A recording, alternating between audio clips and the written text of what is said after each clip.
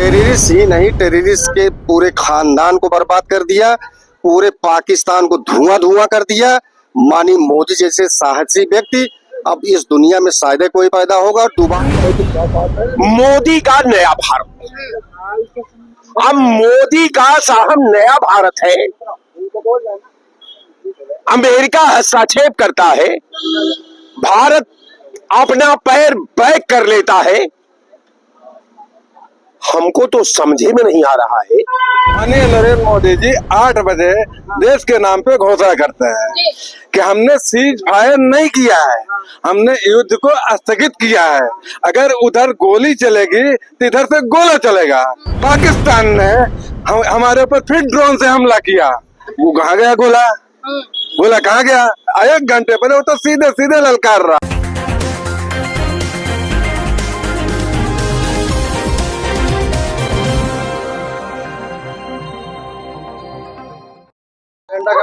नमस्कार, मैं कीर्ति और आप देख रहे हैं जीके न्यूज। इस समय भारत पाकिस्तान के बीच सीज फायर की स्थिति है। उसके बाद भी पाकिस्तान जो है वो लगातार भारत को धमकियां दे रहा है और ये कह रहा है कि अगर सिंधु जल जो समझौता है इस पर कोई कार्रवाई नहीं होती है और जो भारत है वो इस समझौते को पूरी तरीके से फिर से शुरू नहीं करता है तो कहीं ना कहीं वो एक बार इसे युद्ध की कार्रवाई मानते हुए फिर से जो लड़ाई है वो छेड़ सकता है। और जो ये सीज फायर का ऐलान हुआ है दोनों देशों की तरफ से वो खतरे में पड़ सकता है। पहला सवाल मेरा आपसे रहेगा कि सीज फायर होना चाहिए था कि नहीं होना चाहिए, क्योंकि पाकिस्तान की स्थिति क्या है हम सब जानते हैं। वो कहता कुछ है करता कुछ है और अभी सीज फायर होने के बाद भी 3 घंटे के अंदर उसने हमला कर दिया था और अभी भी लगातार धमकियां जारी हैं। आज ही उनके विदेश मंत्री की तरफ से धमकी दी गई है कि अगर सिंधु जल समझौता जो है उस पर जो भारत है वो बैकफुट पर नहीं जाता है तो हम इसे युद्ध ही समझेंगे और सीज फायर इस पे खतरे में पड़ेगा। देखिए, सबसे पहले तो हम अपने पराक्रमी उस सेना को प्रणाम करते हैं और माननीय नरेंद्र मोदी जी की हिम्मत और रक्षा मंत्री जी की हिम्मत और माननीय अमित शाह जी के साहस को हम प्रणाम करते हैं। उन्होंने इस देश के पूरे भूगोल को देखा। पहले तो यहाँ की जनता कह रही थी मारो मारो, और जब वो मारने लगे तो फिर जनता क्या कहने लगी, अब तो हम लोग बचेंगे नहीं, अब तो आटा महंगा हो जाएगा, अब तो टमाटर महंगा हो जाएगा, अब हम भूखों मर जाएंगे। जनता कहाँ है? जनता तो ये कह रही थी कि मारो मारो, फ्रंट फुट पर आकर मारो, आप तो केवल बचाव करने में लगे हुए थे। यहाँ मार करने की कोई बात ही नहीं थी, युद्ध की कोई बात ही नहीं थी। बात तो यहाँ ये था कि टेररिस्ट लोग आए, हमारे निरीह लोगों को मारे और ये संकल्प था कि हम निरीह लोगों को का बदला लेंगे। तो वो टेररिस्ट भी तो नहीं मारे गए, वो जो 4 लोग थे वो कहाँ मारे गए? टेररिस्ट ही नहीं, टेररिस्ट के पूरे खानदान को बर्बाद कर दिया, पूरे पाकिस्तान को धुआं धुआं कर दिया। मानी मोदी जैसे साहसी व्यक्ति अब इस दुनिया में शायद कोई पैदा होगा। और दोबारा अगर हरकत किया पाकिस्तान तो इस बार तो टेररिस्ट कैंपस उड़ाए गए हैं, अब आने वाले समय में पूरे पाकिस्तान को उड़ा देंगे। अच्छा, बस ये सवाल रहेगा कि सीज फायर क्या होना चाहिए था इतनी जल्दी, या थोड़ा सा और वक्त लेकर के पाकिस्तान को ठीक तरीके से सबक सिखा देना चाहिए था? देखिए, बहुत सारी कंडीशन होती है देश को चलाने के लिए। हम अकेले ऐसे नहीं है कि अपनी मर्जी से ही देश को चला लेंगे। बहुत सारी कंडीशन होती है, बहुत अच्छे अच्छे विद्वान बैठे हैं, अपने हिसाब से वो लोग देश को चलाते हैं। हमारे ऊपर भी कोई बैठा हुआ है, ऐसा नहीं कि हम बिल्कुल निहत्थे हैं, जिसको मर्जी जो गाली दे देंगे, जिसके मर्जी उसको पकड़ लेंगे, ऐसा नहीं है। लेकिन जहां देश के आन बान शान की बात आएगी वहां नरेंद्र मोदी कभी पीछे हटने वाले नहीं है, इतना हम लोगों को विश्वास है। ये कह रहे हैं आन बान शान की बात आएगी तो पीछे नहीं हटेंगे। सीज फायर का ऐलान जो है वो अमेरिका के राष्ट्रपति करते हैं। सीज फायर का ऐलान हो जाने के बाद पाकिस्तान फिर धमकियां देना शुरू कर देता है। अब क्या करेंगे नरेंद्र मोदी? देखिए, सबसे बड़ी बात ये है कि सीज फायर पाकिस्तान द्वारा आतंकवादी घटना पहलगांव, पुलवामा, उरई, ये तमाम घटनाएं हैं जो ये बताई हमको जाती है कि ये आतंकवादियों द्वारा इस पूरे पॉलिसी का मूर्तरूप दिया गया है। बहुत अच्छी बात है कि साहब आतंकवाद भारत की उस भावना की दहलीज को प्रताड़ित करता है, पीड़ित करता है, जिस दहलीज पर हमारी सोच की उत्पत्ति हुई है, जिस दहलीज पर हमारी भावना पलती है, जिस दहलीज से हम अपने 3 कालखंड का निर्माण करते। आतंकवादी घटना हो रही है, इस घटना को समाप्त हो जाना चाहिए। घटना के समाप्ति के पहले में जब भारत सरकार अपना कदम उठाती है तो आज तक विश्व के इतिहास में ऐसा कोई मुझे पहला अध्ययन करने को नहीं मिला कि लड़ाई दुपक्षीय थी। भारत ने कई दशक से ये बात अपनी व्यथा को विश्व के पटल पर रखता आया है कि मैं पाकिस्तान के संदर्भ में तीसरा पक्ष को स्वीकार नहीं करता।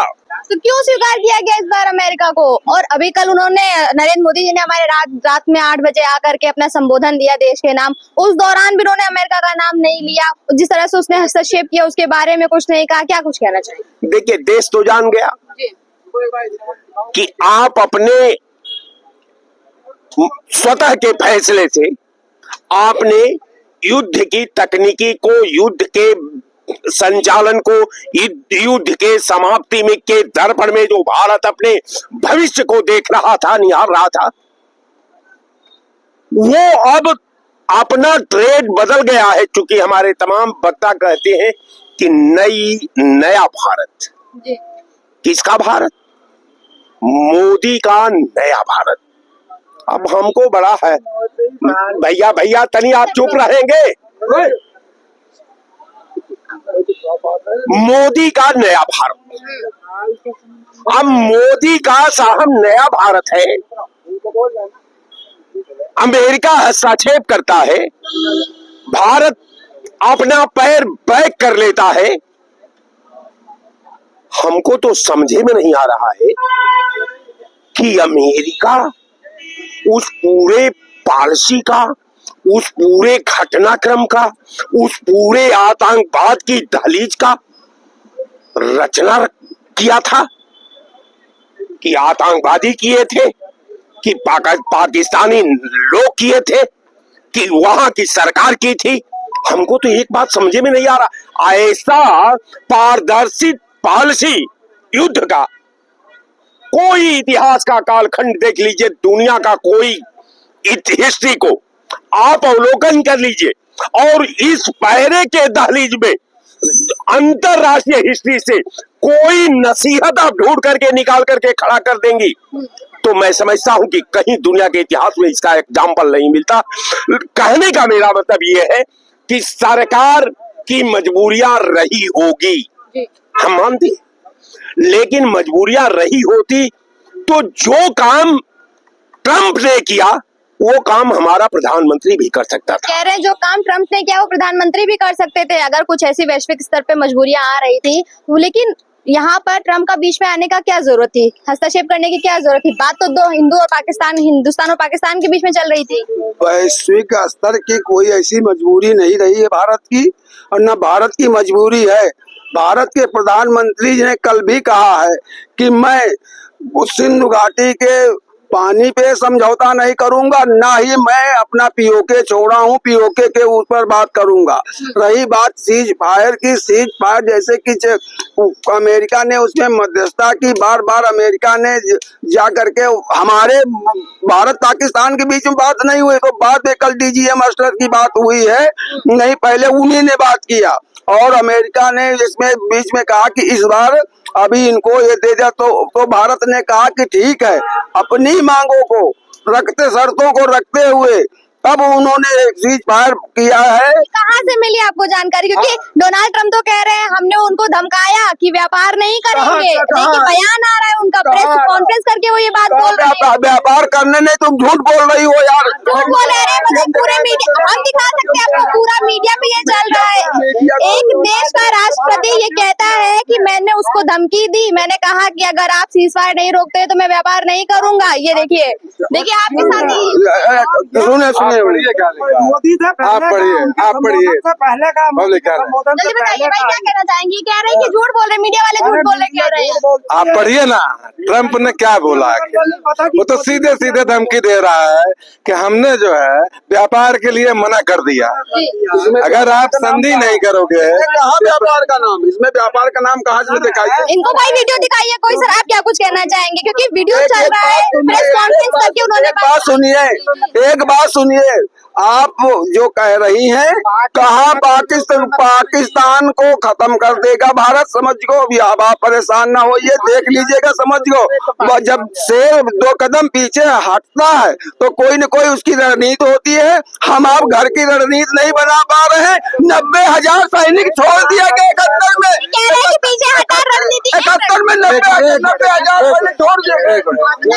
देश का यशस्वी प्रधानमंत्री, जो नए भारत का प्रधानमंत्री है, माननीय नरेंद्र मोदी जी 8 बजे देश के नाम पे घोषणा करते हैं कि हमने सीज फायर नहीं किया है, हमने युद्ध को स्थगित किया है।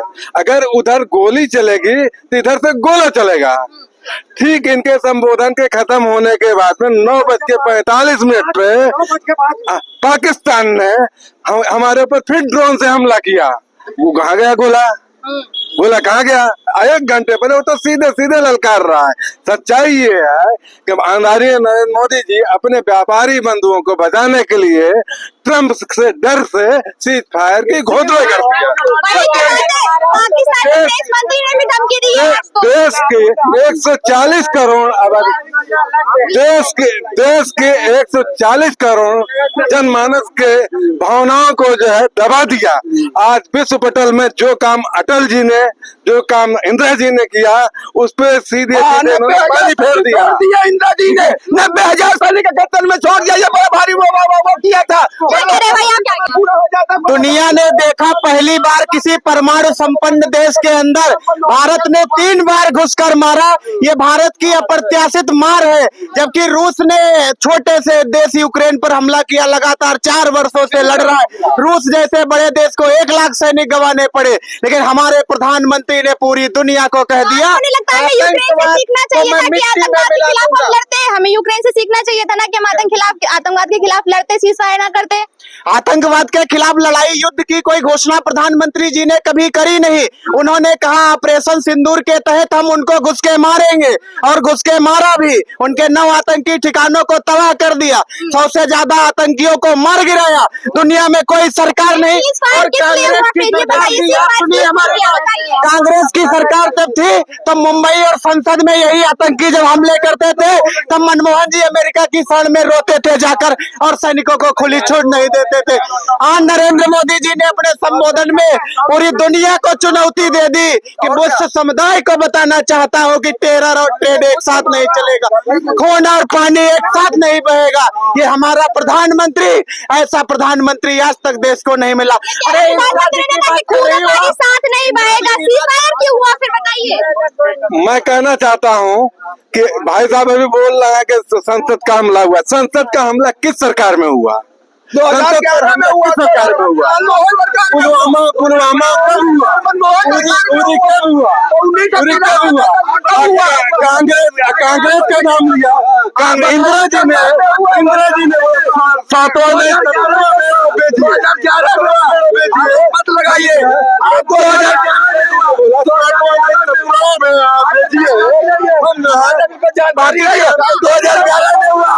2011 में हुआ।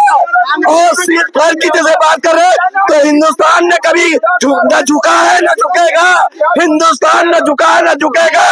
पाकिस्तान रो रहा था कि भैया बचा लो, और धोखे से आपने हमला किया है। पाकिस्तान हमेशा गद्दार रहा। पाकिस्तान रो रहा था। अगर पाकिस्तान रो रहा होता तो आज फिर कैसे धमकी देता? अभी भी धमकी दिया। अमेरिका वो सबके आगे रो रहा था। अगर 12 साल रखिए, जब भी टेढ़ी की टेढ़ी रहेगी। वो मोदी देश का बब्बर शेर है और रहेगा। और कह रहे हैं कि पाकिस्तान दुनिया के सामने रोता है, भारत के सामने घुटनों पर आकर के रोता तो सीज़फायर मालूम भी होता तो समझ में भी आता था। पाकिस्तान के खत्म का समय आ चुका है। देखिए मैडम, होते रहेगा। मैडम एक बात आपको मैं बता दूं आज जो भारत भुगत रहा है, आज जो भारत भुगत रहा है, ये इंदिरा गांधी की देन है। हिंदुओं की नसबंदी कराया, फिरोज गांधी से शादी किया और सारी चोरी अपनी छुपाने के लिए आतंकवाद पैदा किया, बांग्लादेश अलग किया। ये सब इंदिरा गांधी की देन है जो आज हम लोग भुगत रहे हैं। ये तो वो बबर शेर जैसे नरेंद्र मोदी प्रधानमंत्री आए और आतंकवादियों के घर में उनकी नानी याद कराई और उनके पूरे खानदान को मिटा दिया। देश की जनता का, देश की सीमा का, देश की सेना का ये गौरवान्वित क्षण है भारत की जनता के लिए। जस्ट एक मिनट प्लीज रुक जाइए, ये डिस्कशन प्लीज रुक जाइए। ये डिस्कशन का, इस डिस्कशन का टाइम नहीं है। इस समय भारतवर्ष को जो सेना, भारतीय सेना की जो विजय मिली है पाकिस्तान के 100 आतंकी और 40 सैनिक मार गिराने के, उस पे जो है देश को जश्न मनाना चाहिए। मैं साफ कहना चाहूंगी कि देश की सेना पर कोई सवाल नहीं है, उनके गौरव पर कोई सवाल नहीं है। जिस तरह से उन्होंने पाकिस्तान के अंदर घुस करके पाकिस्तान के आतंकवादियों को मारा है, उस पर कोई सवाल नहीं है। सवाल इस बात पर है कि किस बात को लेकर सीज़फायर को लगाया गया और किस बात को लेकर के पाकिस्तान आज भी धमकी दे रहा है, सीज़फायर लगने के बाद भी धमकी दे रहा है। नहीं तो सीज़फायर एक मिनट रुकिए प्लीज। सीज़फायर का, अगर सीज़फायर का पाकिस्तान उल्लंघन कर रहा है तो हमारी इंडियन आर्मी लगातार टारगेट पर रख रही है पाकिस्तान की आतंकियों को, पाकिस्तान की आर्मी को। अगर हिम्मत हो तो अभी हमने 100 आतंकी मार गिराए हैं और 100 सैनिक भी पाकिस्तान के मार गिराए हैं। हिम्मत हो तो करें सीज़फायर। मुंहतोड़ भारत की सेना मुंहतोड़ जवाब देने के लिए तैयार है। अब उनके से पाकिस्तान की आर्मी से या पाकिस्तान की सीज़फायर से हम नहीं डरने वाले हैं। अगर पाकिस्तान अगर सीज़फायर करता है तो इंडियन आर्मी ने टारगेट कर रखा है, फिर हम घर में घुस के मारे हैं, फिर मारेंगे। अब हम चांस नहीं देने वाले। ये कह रहे फिर घर में घुसकर मारा था, घर में घुसकर फिर मारेंगे, लेकिन सिंधु जल समझौता जो है उसको लेकर के अभी भी धमकी मिल रही है। पाकिस्तान के विदेश मंत्री ने कहा है कि अगर इस पे बैक फुट पर नहीं जाता है इंडिया तो हम सीज़फायर जो है वो खतरे में आ जाएगा और हम युद्ध के कगार पर हैं, हम युद्ध लड़ेंगे। अगर पाकिस्तान युद्ध लड़ेगा तो भारत कब उनसे पीछे है? वो गीदड़ भौंकी हमें क्यों देते हैं? वो गोली दागेंगे तो नरेंद्र मोदी के नेतृत्व में भारत गोला दागेगा।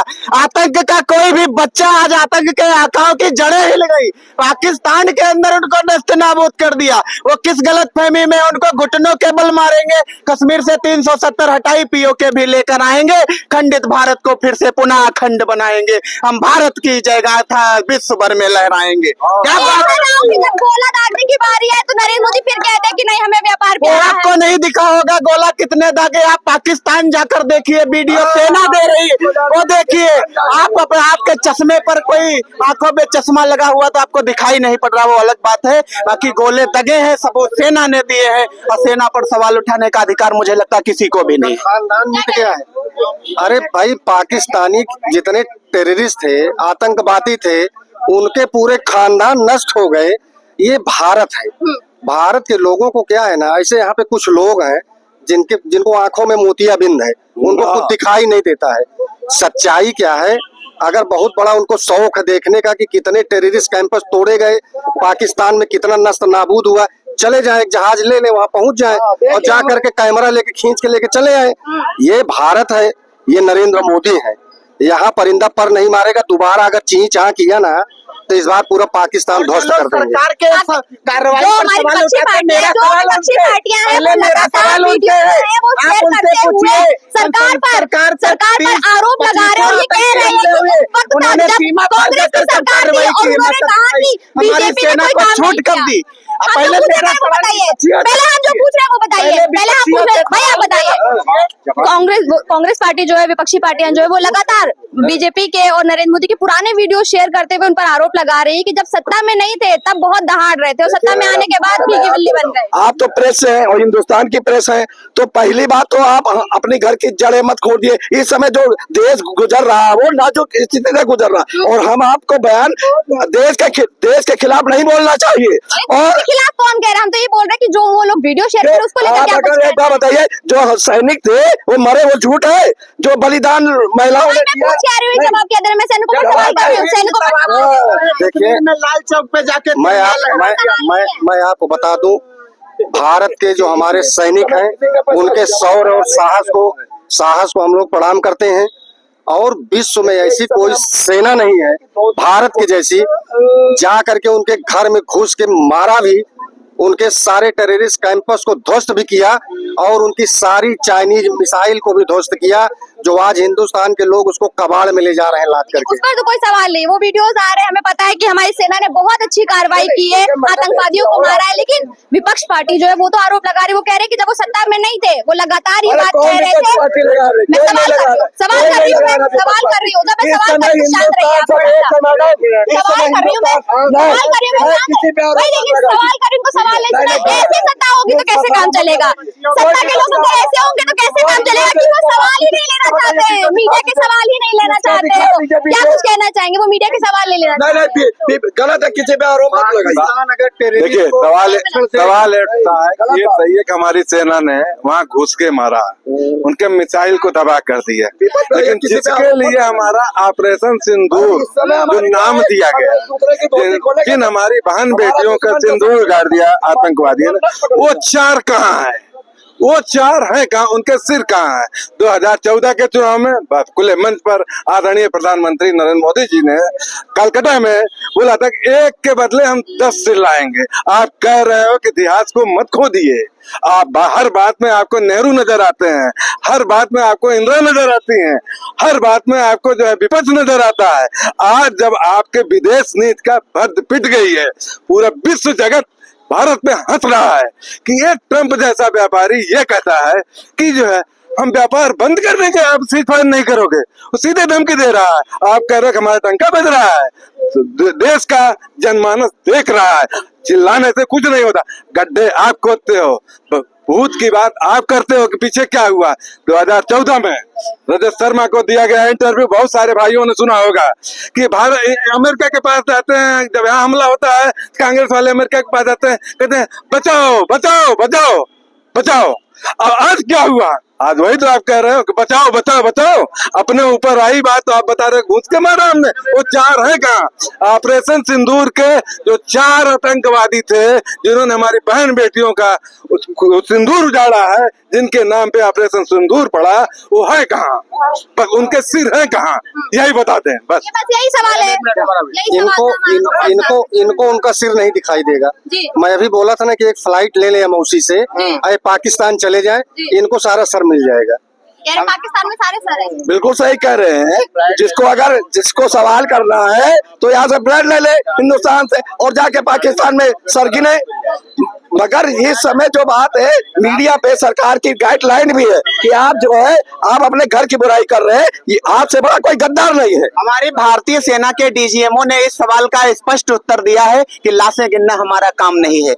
हमारी देश की माताओं बहनों के सिंदूर के साथ जिसने भी खिलवाड़ किया है उनको हमने मिट्टी में मिला दिया है। लाशें गिनना हमारा काम नहीं, लाशें या तो पाकिस्तान के लोग गिने या फिर उनके सरपरस्त लोग गिन सकते हैं। लाशें जब हमारी सेना ने कह दिया, और सेना पर मैं फिर से वही बात कहना चाहूंगा कि सेना पर सवाल उठाने का साहस किसी में नहीं होना चाहिए, क्योंकि वो वही सेना है जिसने घुस के मारा है और भारत का मस्तक गर्व से ऊंचा किया है। आज दुनिया की कोई सेना नहीं। रूस की मिसाइलें 70% रिस्पांस देती हैं, वही इजराइल की मिसाइलें 80% रिस्पांस करती हैं, वही हमारे आत्मनिर्भर भारत में बनी हुई मिसाइलें 100% निशानों को टारगेट करती है। तब भी यदि किसी को शर्म महसूस होती है तो मुझे लगता है कि उसको चुल्लू भर पानी में डूब मरना चाहिए। जल्दी से 1 मिनट के अंदर आप क्या कुछ कहना चाहेंगे? खत्म कर। मेरा ज्यादा बड़ा है नहीं, पॉइंट ही नहीं है।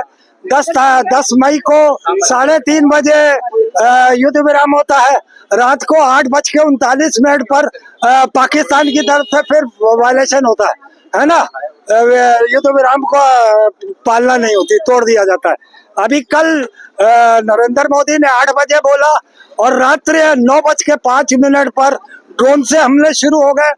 महाराजस्थान, गुजरात, पंजाब और जम्मू कश्मीर में आज चारों तरफ से। अब आप बताइए, प्रधानमंत्री ने भी पहले कल कहा और पहले पार्टी के लोगों ने कहा कि अगर आपकी अटैक करेगा तो हम इसे युद्ध घोषित कर देंगे। तो भैया 2 बार अटैक कर चुका है, अभी भी सोचने का टाइम बाकी है क्या? अभी भी युद्ध शुरू नहीं हुआ है। तो ये बड़े शर्म की बात है, एक कार प्रधानमंत्री देश के पटल पर बैठ चुका है जो कोई फैसले नहीं ले सकता। ऐसे में हमें लगता है कि उसे अपने पद को छोड़ देना चाहिए। ये कह रहे हैं पद को छोड़ देना चाहिए कि प्रधानमंत्री फैसले नहीं ले पा रहे हैं। अब अगर ये बनना चाहे प्रधानमंत्री जो कह रहे थे तो मोदी जी छोड़ के अपना रिजाइन अपॉइंटमेंट लेटर इनको दे तो दें। जैसा कि आपने देखा यहाँ उपस्थित तमाम लोगों से हमने बात की और सीज फायर को लेकर के सबका अपना अपना मत है। जिस तरह से हमारे सीज फायर हिंदुस्तान और पाकिस्तान की लड़ाई के बीच सीज फायर का ऐलान ट्रंप की तरफ से किया गया, उसको लेकर के भी दो पक्ष हमें देखने को मिले। एक का कहना है कि कहीं ना कहीं ये शांति बनाने के लिए किया गया, वहीं दूसरे जो पक्ष है उसका ये कहना है कि अगर इसी सीज फायर का ऐलान प्रधानमंत्री मोदी ने किया होता तो एक बात ही समझ में आती भी थी। उनका ये भी कहना है कि सीज फायर ऐलान होने के बाद भी पाकिस्तान जो है वो सुधरने का नाम नहीं ले रहा है, वो लगातार युद्ध की धमकी दे रहा है और सिंधु जल लेकर के भी जिस तरह की किया उसकी लगातार सामने आ रही है, वो ये दर्शाती है कि वो युद्ध ही चाहता है और युद्ध ही पाकिस्तान को सुधारने का एकमात्र तरीका है। कैमरा पर्सन के साथ में कीर्ति और आप देख रहे हैं जीके।